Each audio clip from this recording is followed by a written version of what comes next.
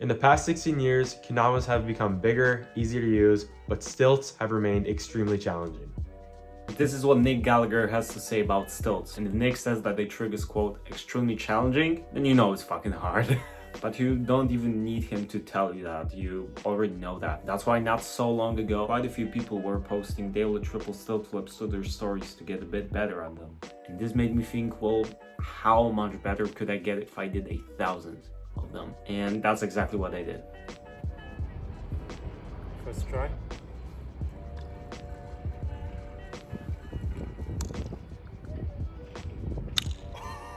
I went hard on the first day, going through the first 100 in just under 1.5 hours, and it felt really good. For years I've been telling myself that I'm naturally bad at stilts just because I can't do them well. But it's like, well, no shit, Sherlock, you're not good at a difficult trick that you haven't practiced. With each rep though, I became more and more comfortable with them, and by the end of day one, that belief completely disappeared.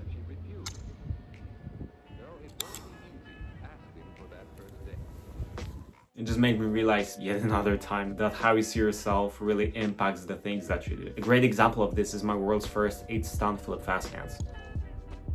Just a week before I did that, my best was triple. But when I did my first 6, which was the record at the time, held by Johnny, I was like, well, that was easy, I can do more. So I was the first one to do that, not because I was the only one capable of doing that, but because I knew that I could get this in a matter of a session or two. Like Johnny did the second 8 just a few days after me.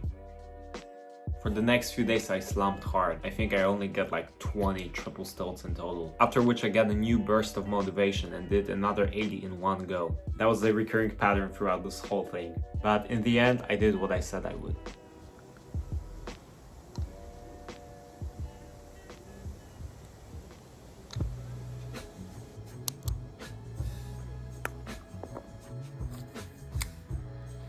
Just like I said before, I did the first 100 in just under 1.5 hours, while the last 100 took me just under an hour. So you can see a big difference here. I mean, it's 33.3333% improvement.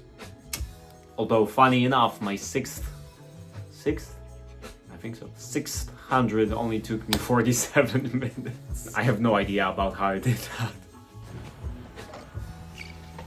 Imagine you're doing a border bounce flip. All you focus on is catching the spike on the tarmac.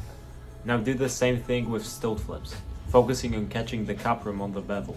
So instead of thinking, I want to learn the triple stilt flip, which is only an idea of a trick, think, I want to catch the cap rim on the bevel. This way you know exactly what you have to do. One day I was just playing and realized that I do this naturally with single flips. But when I go for trips, it's like doing a completely different trick. So you really want to be mindful of that. Since when you play on autopilot, you may just forget about this. Thanks to this little trick and just sheer volume of reps, my stilts improved a lot. And I feel confident as fuck doing them.